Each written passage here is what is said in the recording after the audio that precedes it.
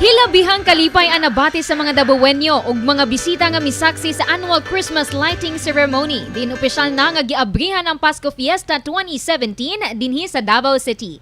Gipahigayon ang maong seremonya sa Rizal Park sa Dalang San Pedro ni Syudad ug gisugdan ang programa alas 6 sa kagabion ug nahuman pasado alas 7 na sa gabii. Gipangunahan ni Davao City Mayor Inday Sara Duterte Carpio ang maong opening ceremony, kauban ang uban pang government officials dinhi sa Dakbayan.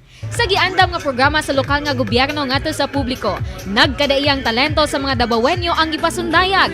Sayaw ug kanta nga pampasko, diin asa ang mga tawo nalingaw pag-ayo. Si Michelle Alforque, 28 anyos ug taga Matina Pangi ning Dakbayan, walay pakya sa pag-ato sa opening sa Pasko Fiesta. Gani kaganina, kauban niya ang iyang mga higala aron masaksihan ang main highlight sa seremonya nga mao ang dungan nga pagpasiga sa nagkadaiyang Christmas lights, 40 feet Christmas tree ug nagkalain-laing decorations nga gipangmuntar sa key area sa syudad, lakip na sa Davao City Hall ug sangguniang panlungsod. Lipay kaayo kay kuan kanang malaagan then ma-enjoy pud ang mga bata. Human sa opening kaganina, gipangandaman na usab ang nakalinya nga mga aktibidades sa Pasko Fiesta. Diin base sa opisyal nga listahan sa Office of the Davao City Tourism Operations Office kun CTOO, dunay kapin 20 ka mga aktibidades ang giandam nga gigahinan og 17 million pesos nga budget aron mas mahimong mabungahon ug magmalipayon ang selebrasyon sa mga Dabawenyo sa Pasko.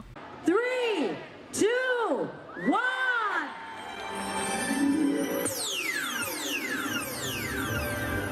Pasko Fiesta sa Davao 2017 is officially open.